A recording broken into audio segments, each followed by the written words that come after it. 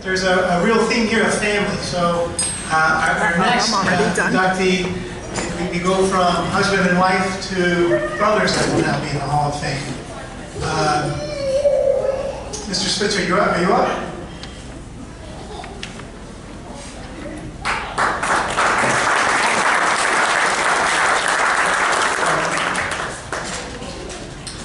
Good afternoon. Thanks, Stu.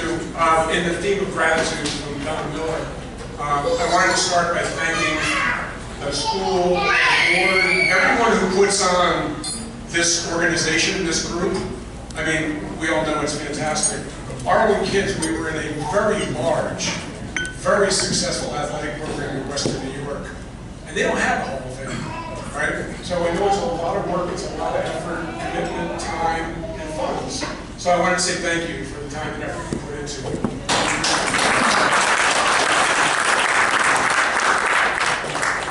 Congrats to the other winners, especially, I have to say, Ronnie. When I was a young wrestler coming up in the mid to late 70s, back when dinosaurs were roaming the earth, that was an idol. That was, this guy did it, right? So it's great to be here when you're being, inducted as well. And congratulations. Congrats to everybody else. We also have a place in our heart for track and field athletes. We spend lots of time traveling around, to relays, including down in Greensboro and all those places. We love a great relay. We love middle distance runners, so congrats to all of you as well. I have the honor and the pleasure to introduce my brother, Kevin Spitzer, as he is inducted today into the Hall of Fame. Kevin is being inducted as one of the all-time great football players here at Roxbury, and that's really saying something. Everyone here is a great athlete. As somebody who played football at Roxbury, there is such a litany of outstanding athletes and people. So that really says something, Kevin, to be inducted, and we're really proud of you for that accomplishment. Scouting report. So Kevin in high school, big, strong, tough, mobile, great feet, quick, balance and leverage, right? Great technique, smart. Did I say big and strong? I mean, as a center in high school, he was 6'2", 250, I think, something like that, Kevin. And we were just talking at dinner. Roxbury really started a really nice weight program when I was here a couple of years earlier. And these guys were all, his teammates are sitting here with him. These were some big guys, right? So that was really outstanding. And the right kind of scouting report you want to have for a football lineman that has the skills and the talent, especially to make it to the next level. But all that stuff around athletics was really important, but our parents expected balanced citizens, much more than caveman, rah-rah, hit people, tackle people, and block people. So some of the other attributes about Kevin that you probably don't know about, they don't show up in press clippings. He was a great student, which is why he was recruited by a lot of colleges, and he could have been accepted in any one of them. That's a beautiful thing, and all athletes should aspire to that. He was respectful to his teachers and coaches, very, very coachable. He was a volunteer. All of us, and many of our brothers who are here today, we volunteered at St. Teresa's Church in St. Paul's Abbey. I should say we were voluntold.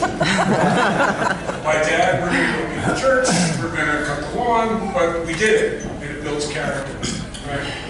And also something that I think is very unique. Kevin was a member of the Roxbury High School Choir, which is an outstanding program, I'm sure still today. It was amazing. Touring choir, sang Handel's Messiah every year. So that's a pretty broad spectrum for a big tough football player. So really good stuff. I want to move on. I remember about 10 years ago, I heard an interview from John Bon Jovi, the rock star, right? And it was about how do you connect with audiences and how do you write great songs. And his message was, don't bore us, get to the chorus. Right? So I'm going to get right to it. I want to get Kevin up here pretty quickly. But first I want to talk about his career accolades. Two-way starter, center, and defensive tackle. And he could have been, an all-star either side. They seemed to pick offensive center because he was just going, at that point. Recognition for first team all-county, all-area, all tri-state, New York, New Jersey, Connecticut, all-state, ball group's first team. So he was the #1 center in the state of New Jersey. And as you'll hear from some of the comments, he was one of the best in the country, right, at that point in time. One of the most highly recruited players at that time in Morris County. It was cool. I was in college at the time, but my brothers were at home. Some of the people that rolled through our house and through the halls of Roxbury, Joe Turner came here recruiting him. Hayden Fry, the coach at Iowa, came through. And Frank Burns, who we all think the world of, our coach at Rutgers, rolled through. So some really outstanding coaches came around. And the one thing that I remember from back at that time, I was at Rutgers at the time, Frank Burns used to always nudge me in Kevin's senior year in the calisthenics lines while we're stretching and stuff. And he's like, "Hey Spitzer, are you gonna deliver him, or do I gotta sell him?" Right? So that was kind of cool as well. Some comments and quotes that we went back and dug out of the newspapers back at the time.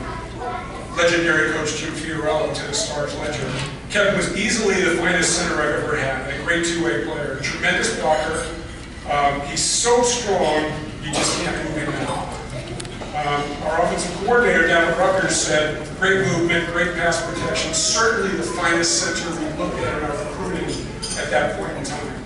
And Frank Burns, the coach at Rutgers, said, "Kevin was one of the best linemen in New Jersey over the last 2 years." Kevin went on to accept the full athletic scholarship and played at Rutgers University. He was the rare combination of size, strength, athleticism, and smarts. If you're an offensive lineman playing football, size is table stakes, especially at a significant level or at the next level. You can't play if you're not big and strong. But then you have to do a little bit more as you get to the next level of excellence or performance level. You need to have the ability to move. You need to practice and develop technique. And when you do that, then you got a football player. But what really takes you beyond that is when you're committed to do the work. Conditioning, extra work, smart, especially as the center, you're kind of the quarterback, in front of the quarterback, and a leader. And when you do all that stuff, you're a great football player. And Kevin was a great football player. His commitment carried over as a lifelong resident of Roxbury. He was the head coach of the Junior Gales for 10 years, and still involved there. In fact, still, I think Kevin administers the Facebook page for Roxbury football and all that good stuff. Kevin and Barbara's son, Sean, was the center on the Roxbury High School team that won the state championship in 2012, so he was a center as well. Their daughter, Alex, was the football team manager and statistician. And I know Kevin is a kind of an informal historian of Roxbury and Morris Canal and other things local. So he's very involved in those kind of things. From a career perspective, I like to say Kevin started pushing big iron in the weight room as a football player at Roxbury, and for 30-something years he's been a very successful President's Club Award sales executive, still pushing big iron. He sells digital presses. So in the industry it's called pushing big iron. So he's been doing it his whole life, right? And he's been very successful at it. A couple of comments, final comments before I bring him up. There's a creed that everybody in this room knows about being successful as an athlete. And it's first and foremost, do the work, right? Fully apply yourself, and the results will follow, right? So clearly, Kevin, you did it right, because we're all here, right? I want to say congratulations to you on behalf of myself and your whole family. A lot of us are here and friends. But most importantly, Mom and Dad are very, very proud of me, right? And I know that's important to all of us. Please welcome Kevin Spitzer.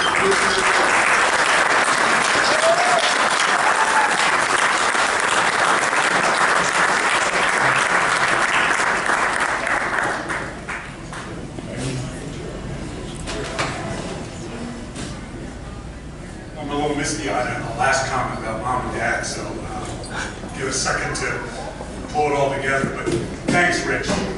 Thank you for that. It's a great introduction. And I don't know anybody who's more excited for me being in the Hall of Fame than Rich is. True. Rich set a tremendous example when he was here at Roxbury and beyond. And, you know, so not just for me, but for all the guys who came and played at Roxbury. So he certainly earned his inclusion into the Hall of Fame a few years ago. And I can't tell you how special it is to have him introduce me. So thanks again, Rich. Thank you to the Hall of Fame committee. There are so many great athletes that have been included in the Hall of Fame that I, growing up in Roxbury, looked up to and admired, while growing up here in Roxbury. And it really is, I'm very grateful to have this honor bestowed on me. And congratulations to all the other inductees today. Congratulations for your athletic achievements and your contributions to the Roxbury athletic program. As we saw today in the tour, the athletic program is very strong, and it's growing and it's building, and very pleased to see that. I do want to take this opportunity to acknowledge a few people that had an impact on me while I was playing here at Roxbury. And first and foremost would have to be Coach Jim Fiorello. The style of football he played at Roxbury was a true reflection of Jim Fiorello. Anybody who knew Fio was a tough guy. And he wanted physical, hard-hitting football players on his team. And he would preach about the need to be strong, the need to be fearless, and to be very, very physical. He also expected loyalty. He expected loyalty of us to our team, to our school. He spoke often about tradition, and that we should honor the tradition that had been established here long before we came here. And the one word, or one theme that he always spoke about was respect. And he would say that, respect is not something that's given to you, it's earned. And they expected all of us to earn his respect, and he would, and vice versa. And playing for Fio, we had to be tough. So back then, you were allowed to go through triple sessions. And someone mentioned, the smell of grass in the summertime. That's the worst smell in the world. Because triple sessions was three sessions of full pad practice for a week and a half or more. So it tested your mettle, it tested to see how tough you were. And we played in a really very tough division. We played in the Iron Hills division of the Iron Hills Conference. It's a brutal competition inside of that conference and division.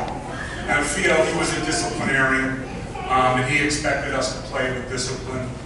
He was a stickler for details, especially as an offensive line coach. He was our line coach.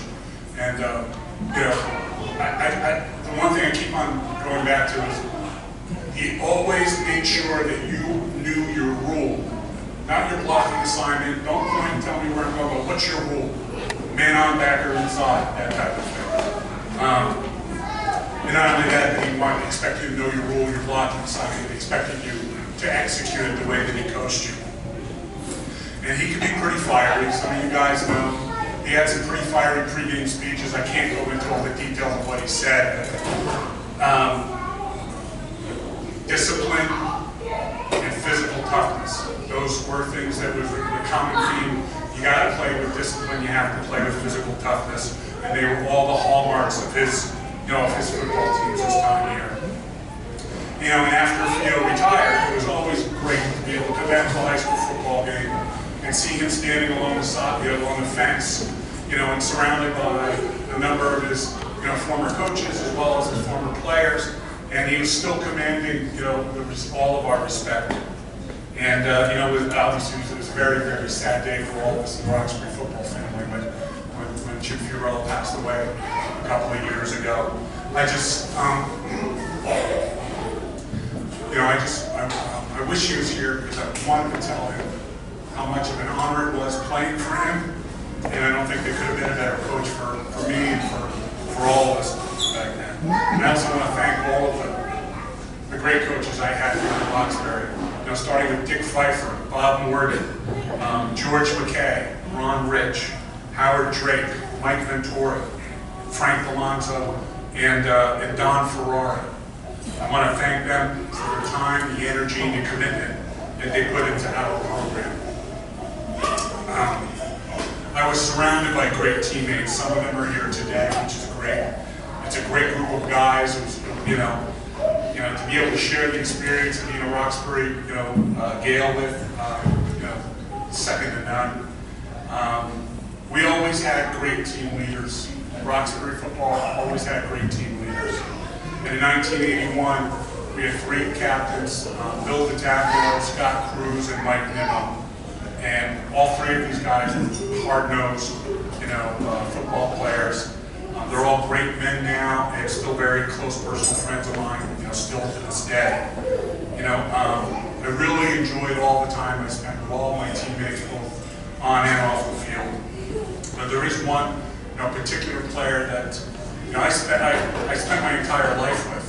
We rode on the same bus to school. We came back, took to home every single day for the 12 years we went through the school system.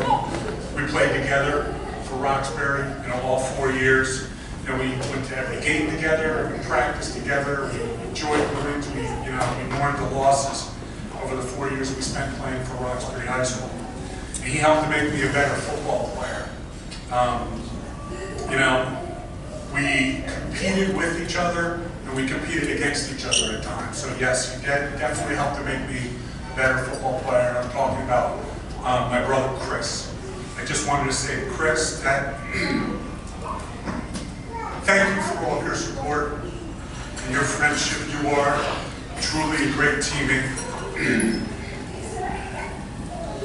Chris and I share a core group of friends we grew up with, we played football with, we rambled around town together. Remember that word? We may have gotten into a little bit of trouble together. We were regulars in each other's homes. We became part of each other's families. So many of my memories of Roxbury High School and football include those core group of guys. I grew up dreaming of playing for Roxbury football. Saw the 73 team. I know there's a couple of people here who probably played on that 73 team. That kind of stamped ingrained in my mind that team. All 6 of my brothers, we all played for Roxbury. We all played for Coach Fiorello. And while playing here, I was always aware that I represented the team, the school, the town, my family, and then lastly, myself. And there was nothing better than playing at Roxbury High School. Playing a Saturday afternoon game, at the high school. The stands were always packed, and it always seemed that the entire perimeter of the fence line had 1 or 2 people deep. That's Roxbury football has always been a draw. If you look back, record books. My name isn't in any record books. I was a lineman. So you're not going to find any huge stats. But there had my name in a few articles from time to time. And there was one quote I remember from Coach Fiorello. He said, Kevin had the highest proficiency rate of any offensive lineman in the state of New Jersey that year. I had to ask Theo what proficiency meant. And he laughed at me, just like you guys are. And he said basically, you knew your role, you knew your assignment, you executed it, and you did it better than anybody else. So, I take a lot of pride in that, because that's really what playing the offensive line is all about. Somebody else is going to give it in the newspaper, and somebody else is going to score and all that stuff. But there is one unwritten stat that I share it with my quarterback over 4 years, and it was Billy DiTacchio. We still joke about this today. We were never denied when we ran the QB pressure sneak. Every time we ran that play over a 4 year playing together, we got the first down. And that's, I'm always going to write that down in a stat. It's something we talk about. We laughed about that just a couple of weeks ago. As a center, my role was first responsibilities to deliver the ball to the quarterback cleanly. If he doesn't get it, it's your fault. Doesn't matter if he pulls and he moves or whatever, it's always your fault. Block, move the line of scrimmage, let somebody else get their name to the newspaper. And that's like, you know, I understood. I was okay with that. That was my role. On defense, I played some defense, played defensive tackle. I never really played defense, and then for any length of time until I was a senior in high school. I was really thankful for Theo to give me that opportunity. And I was primarily a run stopper. I did have an opportunity to bang into a quarterback once in a while, and that was always fun. But you know, it was my play at offense where I guess I stood out the most. And I also realized during my senior year while playing center that they weren't letting guys head up on me any longer. So, you know, going to Theo's book about respect, I took that as a sign of respect for my ability and just learned how to reach block and slam block and do the other things. You know, because of my play, Rich mentioned that, you know, I was recognized. I got all area, conference, county, and all state as a center, which I'm very proud of. I earned a full scholarship. I joined Rich at Rutgers during his senior year. Already there was another Roxbury High School former Roxbury football player named Roxbury Hall of Famer Alan Andrews. A year later, another Roxbury football player, tight end Bruce Campbell, joined Rutgers. And then a few years after that, my brother Michael joined Rutgers. So it was a great, you know, Roxbury-Rutgers connection going on right there. I kind of point the finger to Coach Fiorello because, you know, he developed all of us. I come back while I was at school. I come back in the summers, help Theo occasionally to run his football clinics with the Colts back then. Really enjoyed that.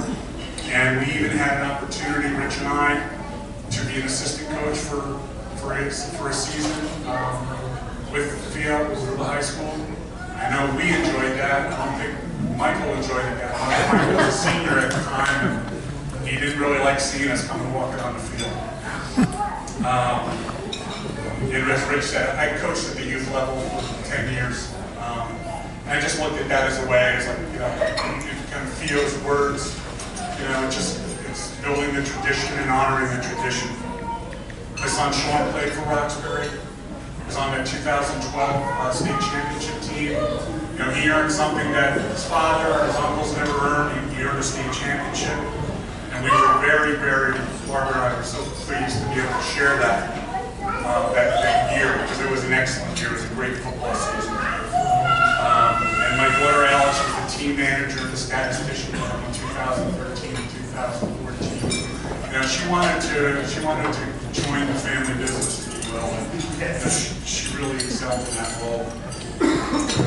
So my wife Barbara, she became married to football when she joined the Spitzer family. You know, she's heard all of the war stories about football for the last 40 some odd years. And well, as a football mother, anybody who's a football mother, you know, you feel every single thing that your child on the football field feels. And as a mother, you're more aware of what they're doing, probably more so than any coaches at that time. So I think it's safe to say that Barbara's earned her Roxbury varsity football letters. We'd like to thank, Barbara and I would both like to thank Cosmo and his staff for the commitment they made to our kids while they were going through the program. And we know the football program is in great hands moving forward with Coach Rumes.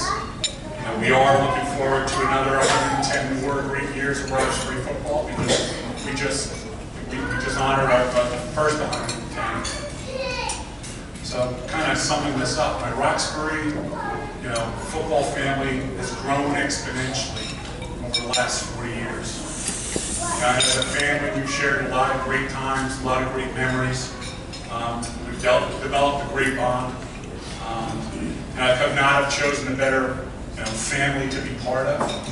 And to me, that's what high school football is all about. It's the people, the family that are in your huddle that matter the most.